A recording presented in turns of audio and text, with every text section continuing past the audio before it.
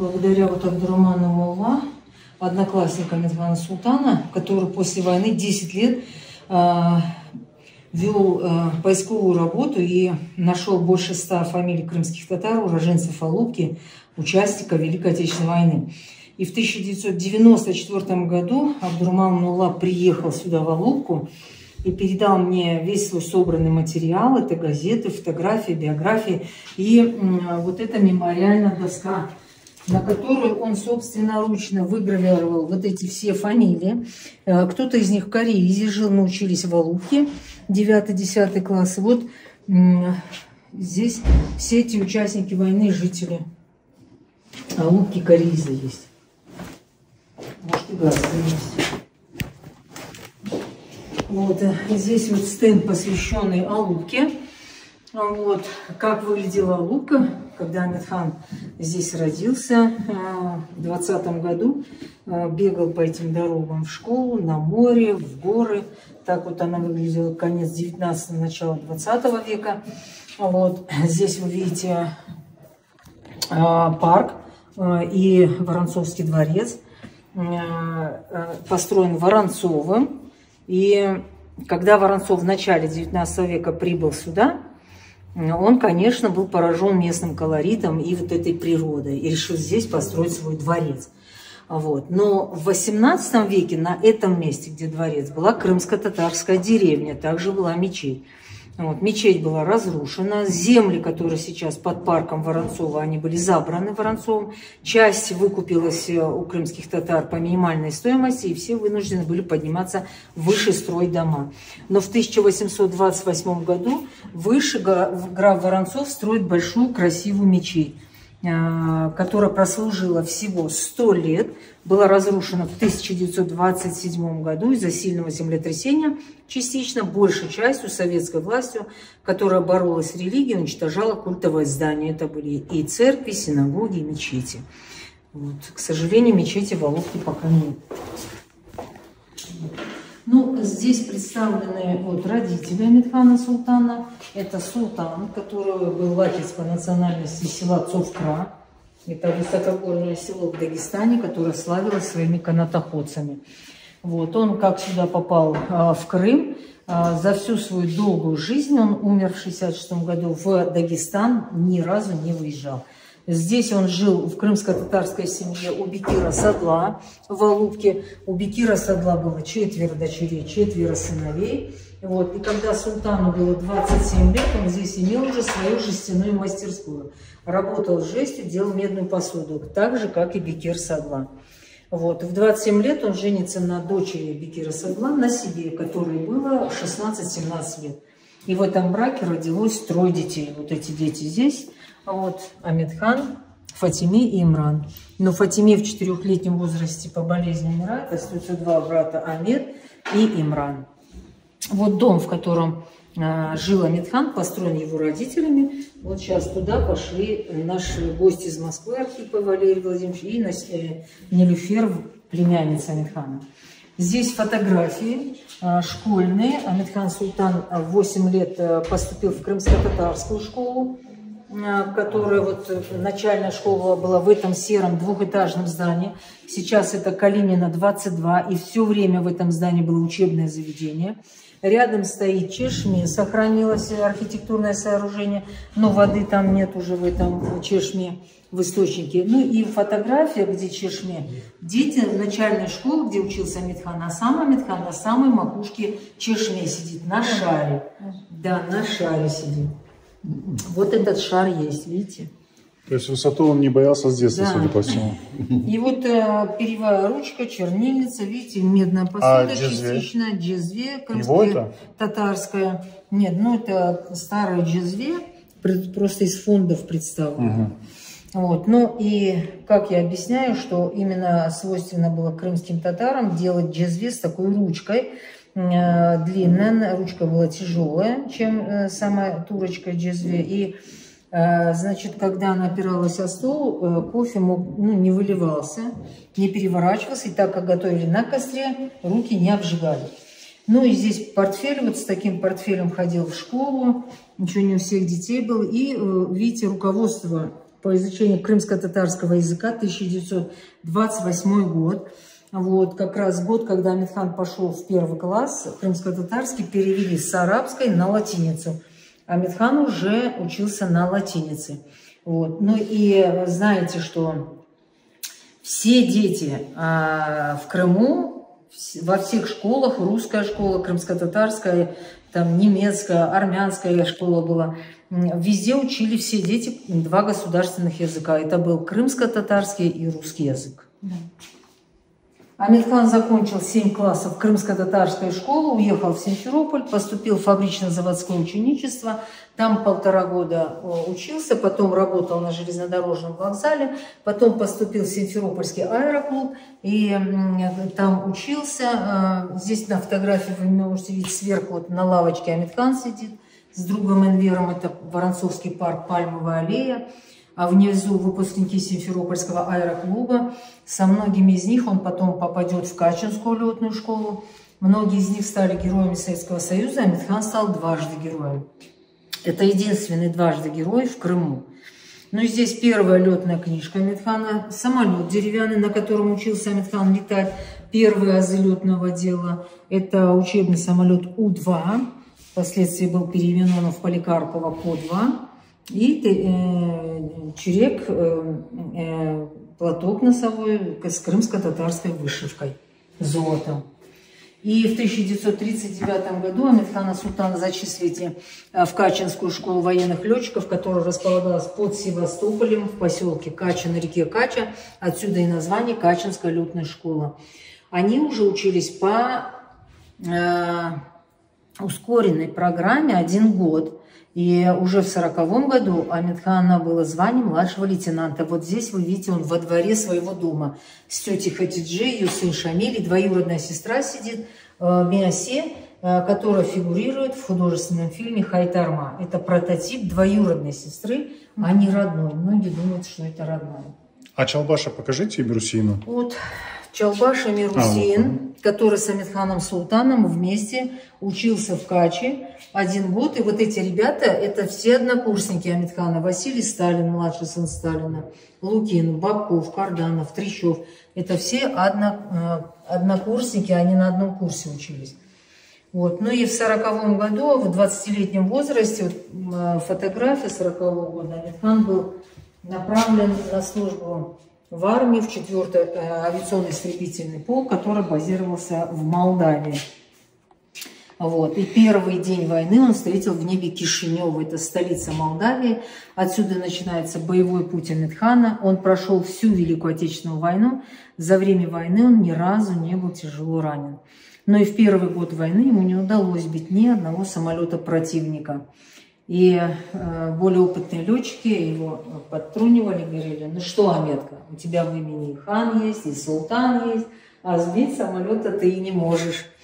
Вот по ночам не спал, но зато Амитхану лучше, чем кому-либо, удавалось улетать на разведку и штурмовку врага. И он так мог низко летать, что все поражались.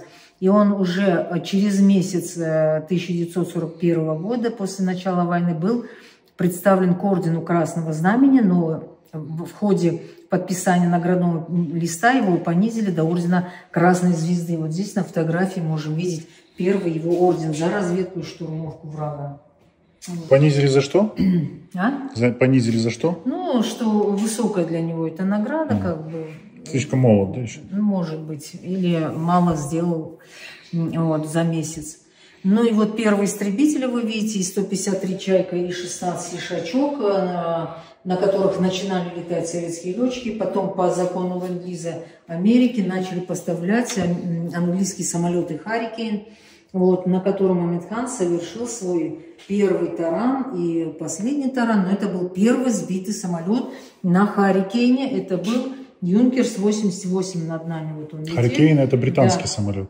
Нет, вот «Харрикейн», а это «Юнкерс-88». Нет, а «Харрикейн» британский самолет? Британский, но сказал английский. А, английский, ага. Окей. Да, я сказал английский. Вот, и сбил он самолет «Юнкерс-88» путем своего знаменитого тарана в небе Ярославля.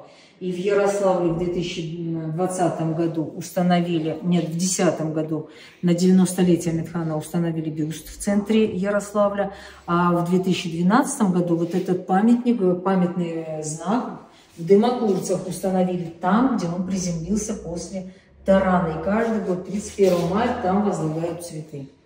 Ну и в 1943 году Амитхан стал героем Советского Союза. У него на счету было 14 сбитых самолетов противника. Он уже был и на отечественных самолетах Яков, Як-1, Як-3, Як-7. А Крым он уже освобождал на аэрокобре. Это американский уже самолет. П-37, по-моему, да? 39. П-39, да. Ну, здесь 44-45 год, когда освободили уже Крым. У Амитхана Султана 5 побед над Крымом, 2 из них над Севастополем. Вот. Потом их отпустили всех в Алупку, и весь полк прибыл в Алупку, вот, где они сфотографировались в Воронцовском дворце. Вот наверху, вот слева 4-й стоит Амитхан. Вот. Были в гостях у родителей Амитхана слева вот, на фотографии. Вот здесь вот Амитхан. И именно Амитхан Султан и Павел Головачев, они были свидетелями выселения крымско-татарского народа. Кто? Вот эти вот Павел Головачев, герой Советского Союза, и Амитхан Султан. Нет, а это Иван Борисов Ведомый, его здесь не было во время выселения. Вот, в общем, на их глазах прошло выселение, вот, но нужно было идти дальше. И в июне уже 1944 года, после Крыма, Амитхан Султан уже был в Подмосковье. Они осваивали уже после американской аэрокобры лавочки на Ла-5, Ла-7. И здесь вот он с французским полком Нормандия-Неман освобождал Восточную Пруссию. И здесь представлены награды, это копии. Оригинал, к сожалению, мы не знаем где. Вот. И здесь 2 медали «Золотая звезда», 3 ордена Ленина. Это высшие награды правительства Советского Союза. Вот. 3 ордена Красного Знамени, орден Александра Невского, орден Отечественной войны 1-й степени, орден Красной Звезды. Ну и вот грамота на 2-ю медаль «Золотая звезда». И вот тут есть строчка: «И постановил соорудить бронзовый бюст на вашей родине». 45-й год. В 1945 году скульптором Олениным был выполнен уже бюст Амитхана бронзовый, еще несколько было портретов дважды героев. И выставка была в Москве, где эти бюсты выставлялись. Потом этот бюст вывозился в те города, где Амитхан имел победы. Но Амитхан ссылался на плохое самочувствие, не выезжал никуда. И благодаря жителям Батайска, которые смогли в 2020 году поднять архивы в Ростовском архиве, и с большим трудом, они мне сказали, все-таки смогли поднять документы по поводу бюста Амитхана Султана. И мы тоже благодаря им узнали о том, что в 1950 году бюст Амитхана был в одном из складов Ялты валялся. В 1953 году было постановление Совета Министров СССР об установке бюста Амитхана в селе Койсук Ростовской области. Он там и был установлен. Амитхан туда прибыл, выступил, поблагодарил жителей, а в конце сказал, что я бы хотел, чтобы мой бюст, как написано в указе, был на моей родине. А моя родина Алупка. Только через 2 года, в 1955 году, постамент и бюст были оттуда демонтированы и вывезены в Алупку. И Амитхан в 1955 году прибыл уже на открытие своего бюста в Алупке. Вот. Ну и уже после войны с 1947 года Амитхан Султан работает в летно-исследовательском институте 24 года. Он испытал около 100 летательных аппаратов разных модификаций. Вот. Летный костюм, который я вывезла в 90-е годы из летно-исследовательского института города Жуковский. Амитхан выполнил полет, пройдя сверхзвуковой барьер. Вместе с Игорем Шелли в 1949-м они провели первыми автоматическую дозаправку самолета в воздухе. Вместе с парашютистами-испытателями они провели только испытания катапульты, около 100 испытаний. Для летчика катапульта нужна была, чтобы сохранить жизнь летчику. Вот.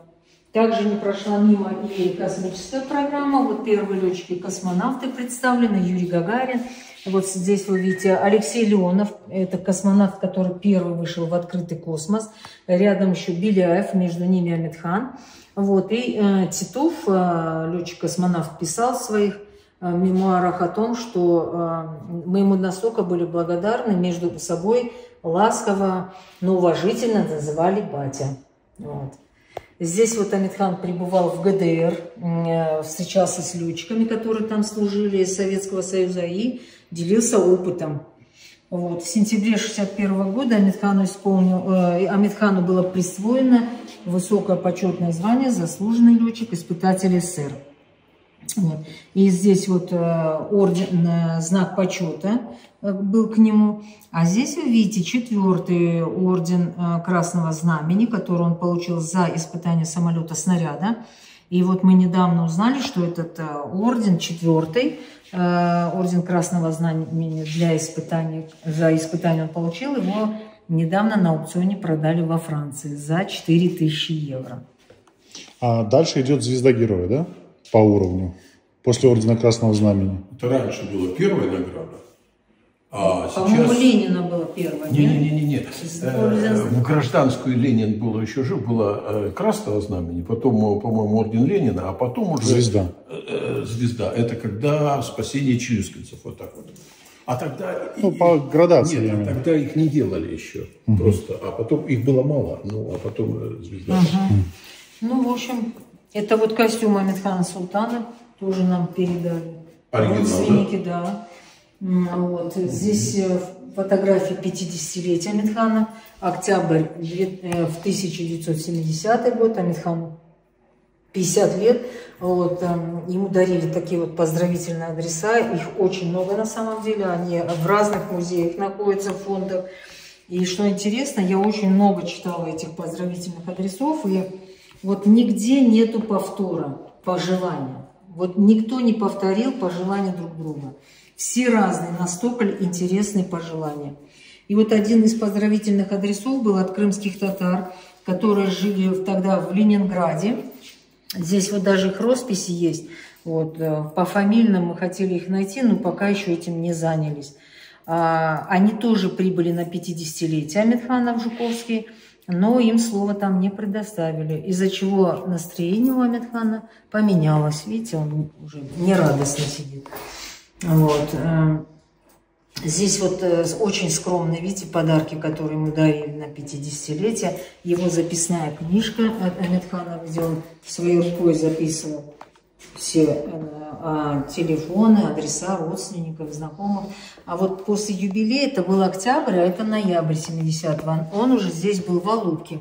Встречался с учащимися Алупкинской школы номер 1 имени Амитхана, оставил свои пожелания. Вот эти фотографии мы нашли в школе в самой, у них в школьном музее.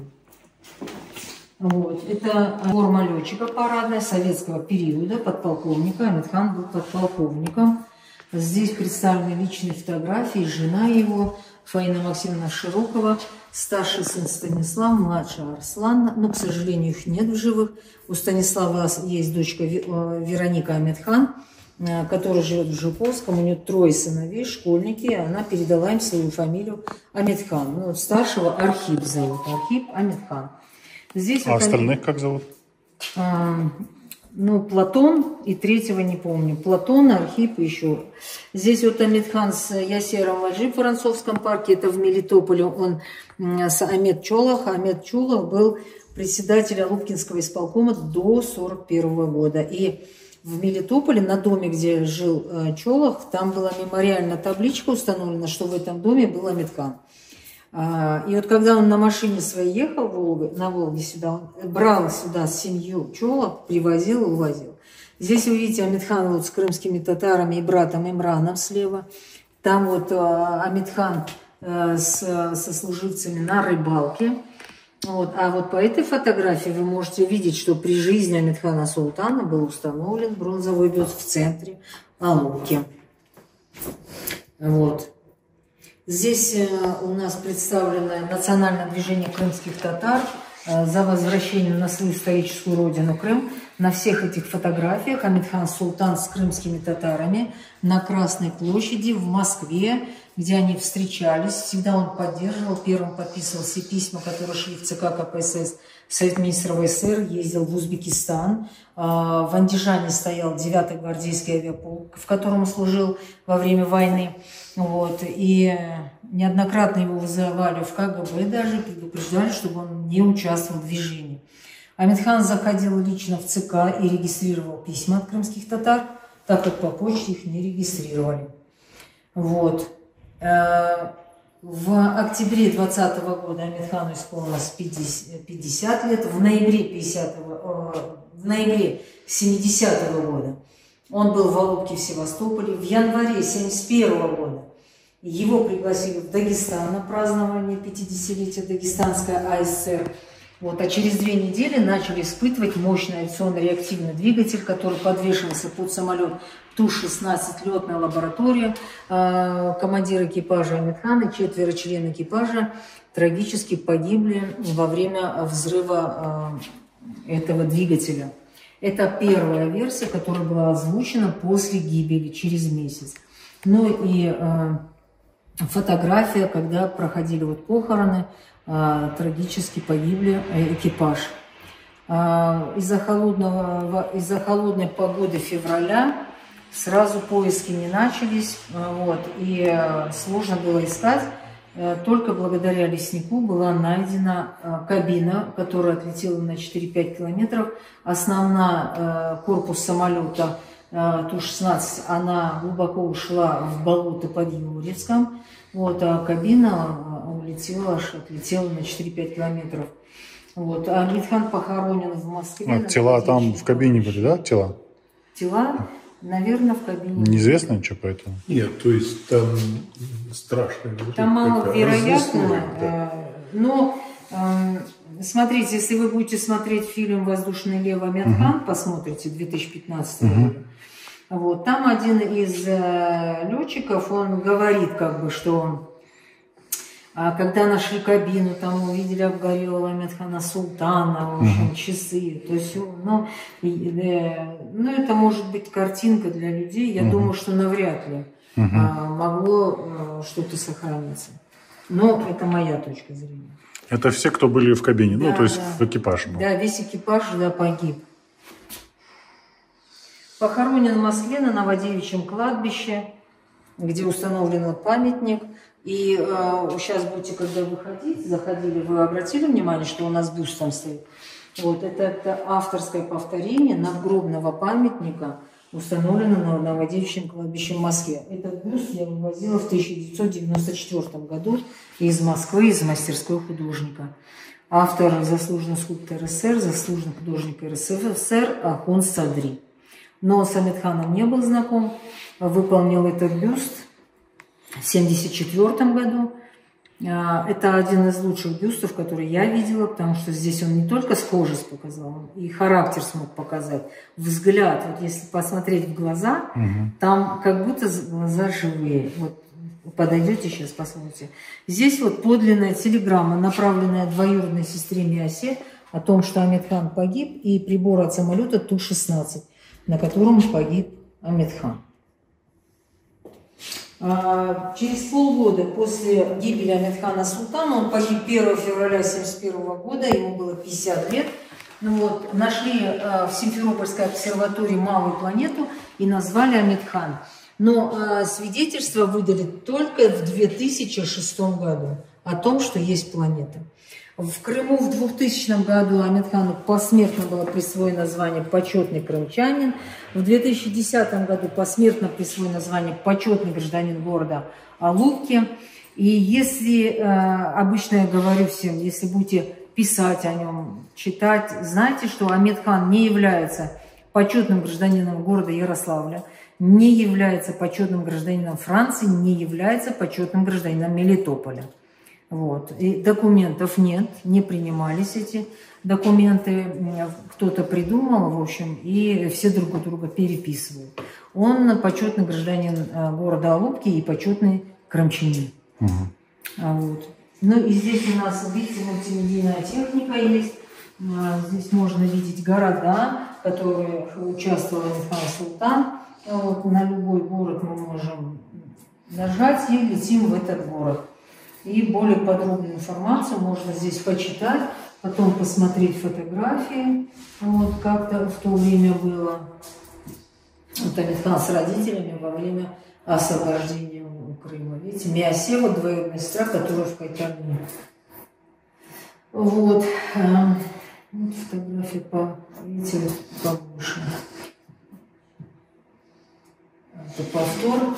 И еще сейчас я вам вот покажу Алупка. Фотографии, которые нам Лета предоставила, двоюродная сестра Амитхана, которая живет в Москве. Вот, ей тоже уже 87 лет. Вот это вот, видите, семейная фотография. Амитхан Султан, сестренка Фатиме, Имран, мама на себе, бабушка, дядя, тетя и двоюродные. Семейная фотография. Так, здесь вот Амитхан Султан в 5 классе. Вот опять он где вот на самой макушке, видите, в матроске. Это вот 5 Б, татарская школа. С учителем. Здесь Амитхану 14 лет. Самый хулиганистый мальчик был в Алупке, в Семейзе. Его просто все знали, все на него жаловались. Здесь он, обратите внимание, в костюме 14 лет. Это говорило о том, что была состоятельная семья. Вот здесь он тоже с родителями на берегу Алупки. Здесь 35-й год, ему 15 лет. Вот, а это дядя Осман по материнской линии. Вот этот его дочка, вот Алиетта, она в Москве живет, двоюродная сестра Амитхана. Это крайне слева? Да. Это вот Амитхан, мать на себе, отец Султан и Осман, а родной брат на себе. Угу. А его дочка Алиетта, а Осман. Именно на себе, не себе, да? А? На себе. Она на себе, да, на себе. Да. Ну и здесь вот Вероника Амитхан. Сейчас я вам поставлю видео 20-го года.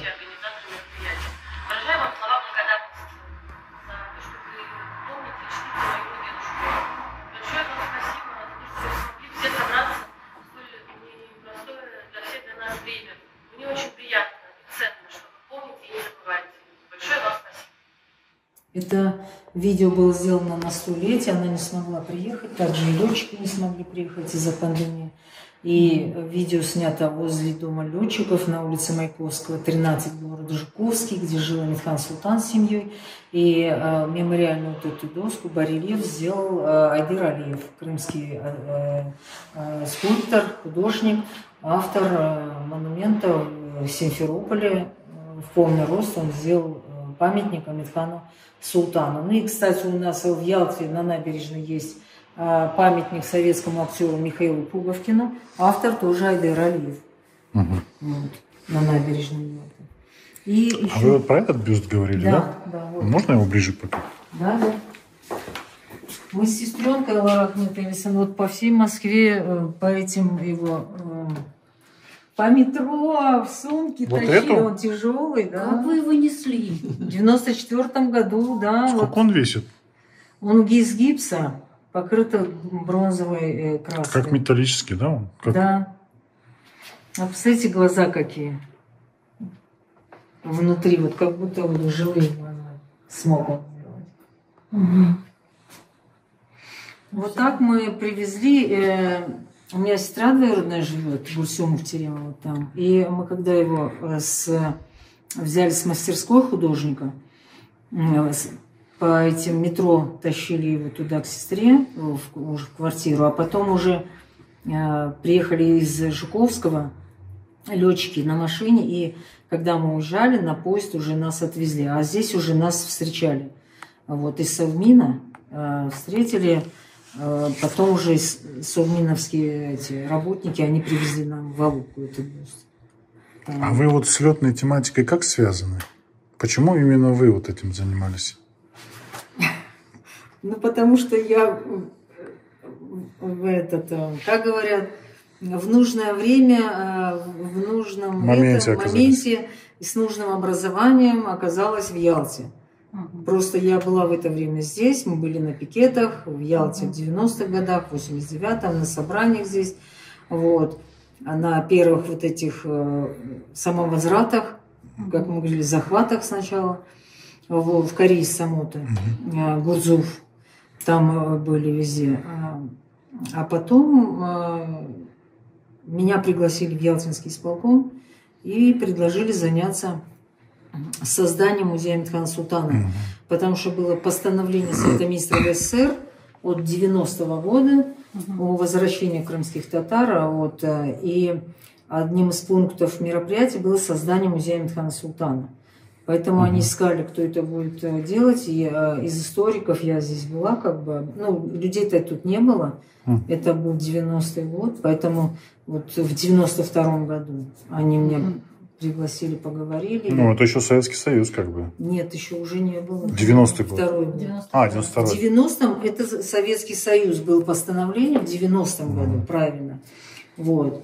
А уже когда я занималась, 92-й был. Я была зачислена в Ялтинский историко-литературный музей для того, чтобы я начинала эту сбор материалов о нем, командировки, то все. И я начала вот благодаря музейщикам Ялты, Ялтинского музея, которые вообще учили меня работать в музее. Я вообще музейное дело не знала. И они меня вели, благодаря им, конечно, я получила очень хорошую базу, очень хороший фундамент музейного дела.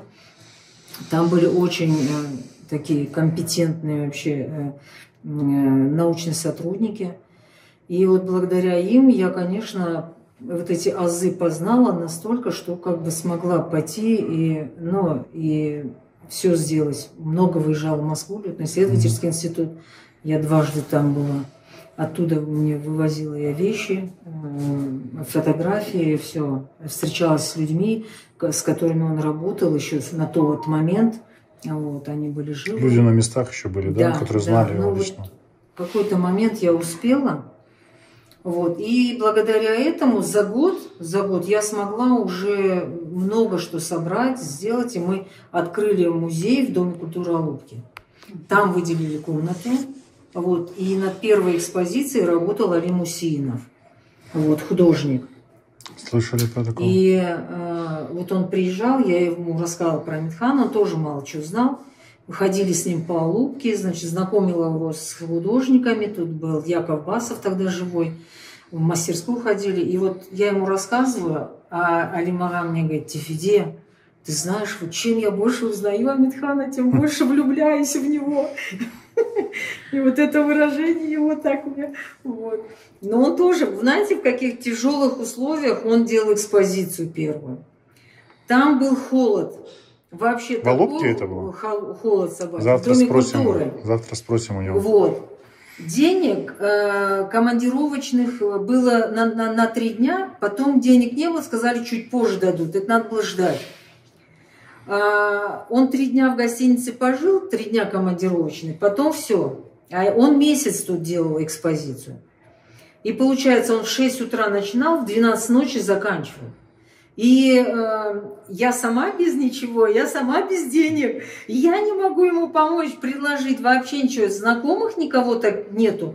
И вот у нас работает сотрудница Айше, вот Кубединова, это Рамисака, они с Ташкента, и они знали их семью. Вот, это какой год был? Вот когда... Это был 92 год, январь. Январь 92 года. И они ему сказали: приходи к нам. И вот он в 12 ночи заканчивал, пешком, по транспорт не ходил. Пешком шел к ним на гору сюда, на Хастабаш. Там ночевал, утром в 6 утра спускался, пешком шел в Дом культуры, чтобы продолжить. И вот месяц мы с ним, ну я в Ялте в общежитии жила. И приезжала сюда, чтобы с ним вместе все это делать. И вот эта наша постоянно действующая экспозиция, первая, проработала 10 лет в Доме культуры в статусе Народного музея. Вот. Потом в 2001 году, когда я пробила вот это здание под музей, это 4 года я одна бегала за этим зданием, чтобы отдельно было здание музея. И когда я его вот точно знала, что его уже поставили на учет в Минкульт, а потом в Крымско-Татарский музей искусств, ну, я ушла из музея. Вот. А вернулась только в 2015 году. Так что вот так. Вот эту уже экспозицию, которую вы видите, это я делала в 2015 году. Полностью фотографии, тексты, значит, шрифт большой выбрала, потому что до меня был Мустафаев, они делали. Вот. И, ну мы здесь были в это там время. У нас даже есть. И что мне не нравилось, что кому они заказывали делать, они сделали вот эти планшеты как будто в 3D. Надо было очки одеть, чтобы он был ясный. И такое было ощущение, что ясности нет, мутное все было. Вот. Ну, уже сделали более крупными фотографии, надписи, чтобы можно было комфортно читать и смотреть. Ну, в 2020-м у нас 100-летие было, мы, видите, реэкспозицию провели. Мультимедийная техника у нас. Вот эта стеклянная витрина, она у нас была, но мы ее сделали, видите, в новом уже этом, как ракурсе сказать, самолеты повесили по-другому, по экскурсии, как мы идем. Начало летной деятельности и заканчивает Амирхан Султан каким самолетом. Все типы представлены. Взлетная полоса здесь уже сделана. Вот. Дополнительные у нас, видите, мы сделали копии орденов его. Они уже вошли в 2020 году. И телевизор, видите, который имеет 3 блока: до войны, во время войны, после войны. И мы можем посмотреть типы самолетов, на которые летал Амирхан.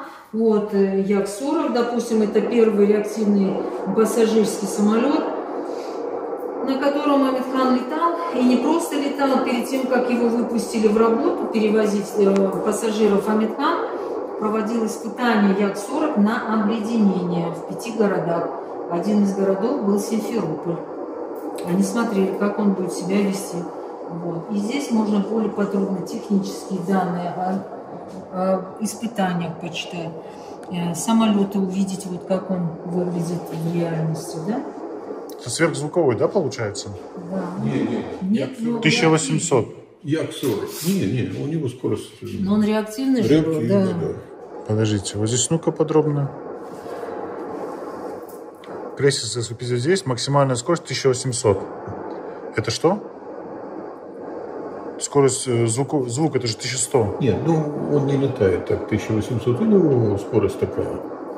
Так написано же.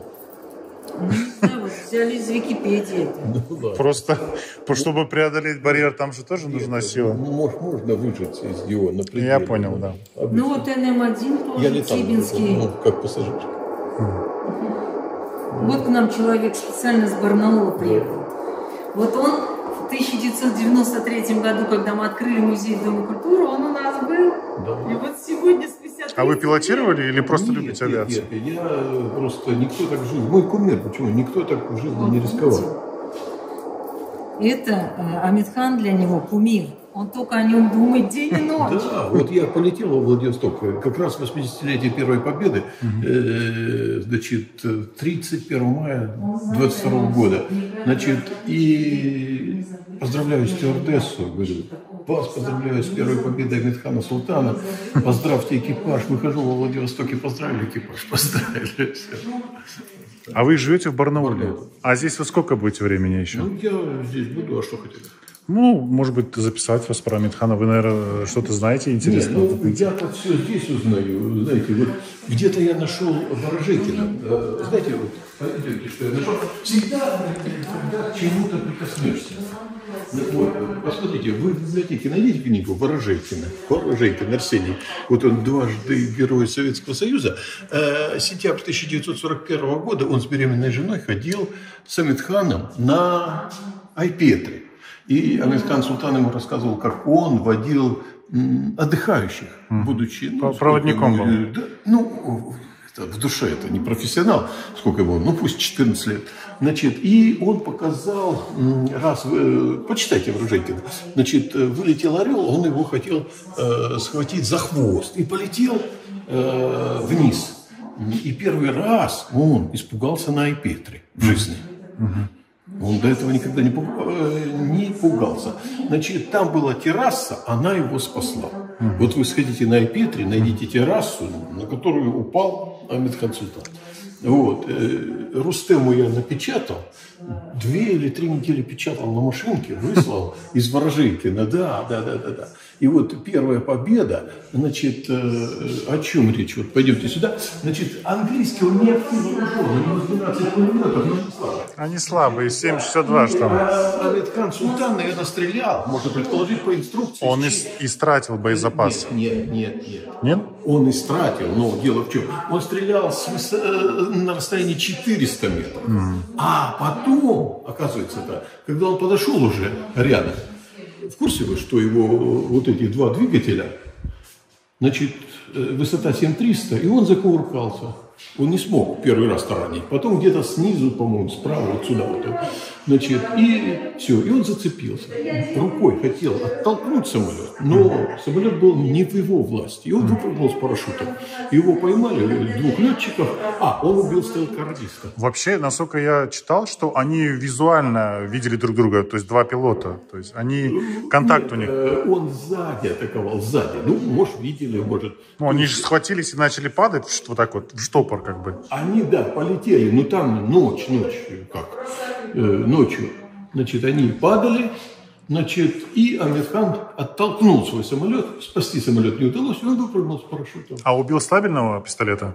Убил стабильного пистолета, стрелка. Какой стабильный? Он стрелял, вот пулемет. То есть он на подлете убил. Здесь не показан стрелок-радист. Возможно, вот этот стрелок-радист. Вот это, наверное, да, полустрел. Может быть, в хвосте. Посмотрите схему этого самого Ю-88? Да. И вот он его, так сказать, убил. Но потом он понял, что надо подходить на 25 метров и бить наверняка. Но научили его. Это его стратегия была в итоге. Не он виноват. Так его учили с 400 стрелять. И он выполнял инструкцию. Значит, потом, значит, в курсе, как на аэрокобре подбивался? Конечно.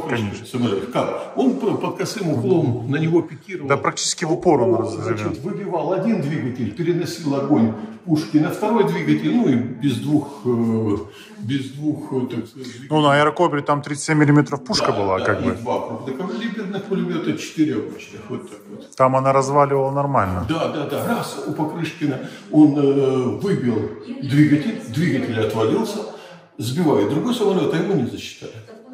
А вот у них, получается, он же самый результативный на аэрокобре был, Амитхан. Больше всего сбил самолетов. Реально, по статистике. Но у него коэффициент есть, то есть реально сбитое. Да. То есть у него, допустим, на 2, на 3 надо умножить, сколько он подарил. Он дарил еще, да. Я про это читал, что он дарил победы эти. Да. Вот, поэтому его победы, его жизнь здесь показано все. И я всю жизнь вспоминаю, позвонил летчикам-испытателям, хотя бы одни, кто-то приехал, все заняты. Вот. Школу организовал Александр Михайлович, дочь его Ирина, жена Феликса Феликсовича Юсупова. На нее обращает внимание Гришка Распутин, Феликс Феликсович его убивает. Вот. А здесь Тафиде, еще вопрос, можно? Здесь 9-й гвардейский полк, это здесь герои показаны, Калачика нету тут? Нету, да. В Барнауле лежал, 3 сбитых самолета. Калачик Николай Мефодьевич,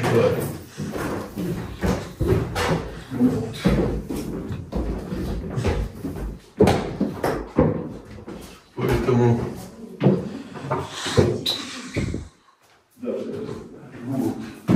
Смотрите, все друзья, Павел Яковлевич Головачев, почему-то его нет в Волгограде на аллее героев, Алилюхина, Амитхан Султан, Лавриненко, все есть. Это все семья, друзья. Гаджиев был подводник, Гаджиев. Возможно, какие-то родственники. Такой высокий. Что говорите? Высокий такой, говорю. Да. Я это уже снимал, то есть нормально. Гаджиев, это как раз эти 2 фотографии, это как раз январь 1971 года, когда Амитхан был в Дагестане, а через 2 недели он погиб. Да. А это Гаджиев, родственник Магомеду Гаджиеву, подводнику. Не знаю. Да, не знаю. То есть он с Дагестана.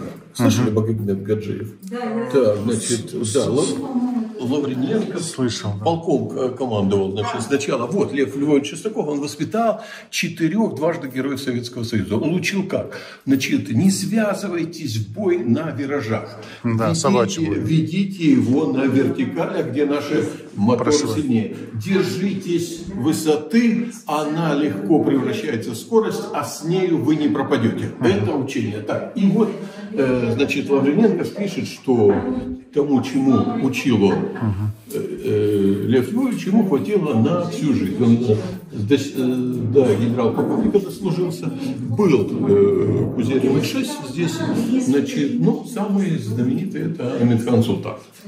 Я вот идет у нас школа летчиков, ну, в смысле, такая в школе учится. Я говорю, знаете, кто такой Амитхан Султан? Нет, я начинаю объяснять, что вот Лев Львович воспитал 4, первый 43-й год Алексей Илюхин, второй Лавриненко в 44-й, ну, Павел Яковлевич Головачев.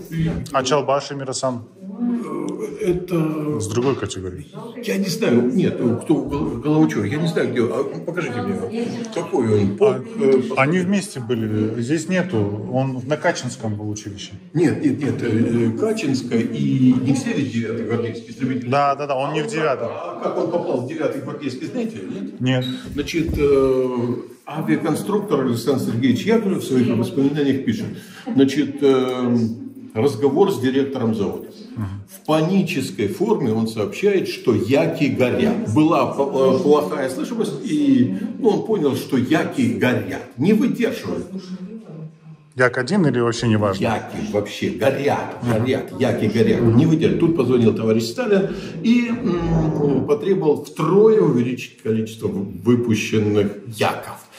Ну, выпускать то, что горит, нельзя. И он ему сразу говорит, так не будет ли ошибка? Ведь яки не выдерживают схватки с Мессершмиттом. Да. Почему не выдерживали? То есть молодые летчики, полные энтузиазма, но неопытные, вступали в бой с немецкими асами. А вот сбить спесь немецких асов предстояло полку Льва Львовича Шестакова, который сбил, сейчас скажу, в Испании около 14-15. Даже когда в 41-м году... А какие, 109-е или неважно какие? Сбиты. Какие типы, я не знаю, но можно найти. Значит, и когда он видел Юнкерс-88 в 41 году с красными звездами, наши-то не понимали, он был с ним знаком, значит, он атакует Юнкерс-88 с красными звездами. Ему говорят, ты что делаешь? А он-то атакует немецкий самолет. Все. Значит, а как погиб, знаете он, да? Нет. Это село Давыдкотовцы. Он своему ученику, он перешел 28-29 героев, он воспитал 9-й гвардейский истребительный полк. В следующем полку уже 19-й. Он воспитывает около 20 и дает талантливому ученику атаковать Юнкерс-87. А1 моторный. Летчик был опытный. Он, значит... атакует его раз, что ты с ним возишься, он ускользает как змея, и тогда, ну, долго ученик возился, летчик опытный, оказывается, Юнкерс-87, если не так просто сбить. Значит, и он первый раз Ла-7, 3,83 секундный залп у него, здесь, ну, 3 пулемета, 20 миллиметров, и ему показалось, что он притворился. Он заходит второй раз, значит, самолет взрывается, самолет переворачивается, Льва Львовича его не сразу нашли, и где-то в Хмельницком его поставили памятник. Давыдковцы, село, он погиб. То есть он погиб от разваленных самолетов? Да. Ну, пишет Лавриненко. Значит, так, Лавриненко фото. Значит, что интересно, они когда отступали до Сталинграда, у них была машина с надписью «Одесса». Значит, с этой машиной они въезжали в Сталинград, и потом они въехали на ней в Берлин, на этой же машине. Вот, значит, вот так вот. Выставка «Качинцы, соратники Амитхана Султана, участники Великой Отечественной войны». Здесь представлены нагрузники Амитхана Султана, вот, Василий Сталин, Долгушин, Чалбаш Эмир Хусейн, которые именно на одном курсе учились. Позже, на год позже, закончил Тимур Фрунзе, это сын знаменитого полководца Михаила Фрунзе. Также эту школу закончил трижды герой Александр Покрышкин. Здесь он тоже представлен. Также мы сейчас, опять-таки, я повторяюсь, работаем над летчиками из числа крымских татар, которые здесь закончили Качинскую летную школу. И здесь вот они тоже представлены. Вот крымские татары, которые закончили Качинскую школу. Вот Кудус Минзаде, в частности, был найден поисковиками в Подмосковье. И потом только мы узнали, что вот он качинец. Ездили на перезахоронение родственники из нашего Крымско-татарского музея. Также вот в этой выставке представлены 3 уроженца Крыма. Вот это Денисенко, Бирюков и Кудря. Кудря, он герой Советского Союза стал, он родился в Черноморском районе, Феодосия и Керчь. Вот они уроженцы Крыма, которые тоже закончили до войны Качинскую школу военных летчиков. Вот. Ну и здесь общие фотографии, здесь тоже вот у Качинской летной школы цифры, сколько там училось, закончили эту летную школу. 14 летчиков стали дважды героями Советского Союза, 1 трижды героем, и 384, по-моему, цифра героя Советского Союза. Вот книга была выпущена в Волгограде, 16 или 18 год, 18, наверное, сейчас год тоже не вспомню. Здесь летчики-качинцы, но из крымских татар только Амитхан Султан. А с составителем я разговаривала, она работала в архиве. Я говорю, вот там, нам интересуют крымско-татарские фамилии. Она говорит, я даже не обращала внимания, не знаю. Ну вот. Поэтому мы сами как бы ищем, и вот ее попросили, чтобы она, когда будет в архиве работать, чтобы она уже вот на это обратила внимание, чтобы она уже нам дала фамилии тоже, может быть, из архива. Салонс. То есть у него бортовой номер 28 должен быть? Да, там, понимаете, номер-то сам длинный, а конечная цифра 28. У нас есть этот номер, но конечная цифра пишется на самолете. А вот цвет этого желтый, это документально восстановленная штука? Ну, желтый вот это я не могу сказать. Потому что они же черно-белые были, там непонятно с цветом было. Я думаю, что черно-белые были. Потому что, ну, винтовая часть была желтая. Не, я имею в виду на фотографиях она черно-белая. Фотография, да, но я не могу сейчас точно вам сказать. Если мы найдем этикетку американской консервы яблочного пюре 44-го года, 43-го года, с этикетки мы можем понять, потому что с этикетки был срисован орел. Вот. Этикетка была вот консерва яблочное пюре. Там был американский флаг и орел. И летчики перерисовали оттуда. Поэтому я точно не могу сказать, потому что фотографии черно-белые. Вот. А ну, по всей видимости, ну, может, желтый сделали, чтобы вот более видно. По фильму он там приземлился где-то рядом. Это он куда сел на своем самолете? На Айпетре. На Айпетре сел? На Айпетре, да. На плату Айпетре живут. На плату Айпетре. Там в фильме идет съемка на Айпетре, там где-то, в Байдаре. Смотрите, он сбивает самолет в районе Балаклавы, летит сюда. Шамиль мне рассказывал, двоюродный брат. Делает 2 круга над Алупкой. Значит, и бросает записку «Ждите в гости». И эту записку принесли домой к Шамилю. Представляете? Это Шамиль, двоюродный брат. Он был в оккупации здесь. Да. Ну, даже вот дети написали в сочинениях, я оттуда уже взяла в экскурсионный рассказ, что после освобождения, 16 апреля 44-го Алупка и Ялта были освобождены, и Амитхан прилетел, несколько кругов сделал над Алупкой. Как только увидел, что родители вышли из дома, он сбросил вот весточку, что как только Крым освободят, весь полк будет в гостях у родителей Амитхана. И они 15 мая уже были в Алупке у родителей. И через 3 дня уже было выселение. Вот смотрите, я служил в ракетке. Честно, мы занимались тоже крылатыми ракетами. Вот так вот.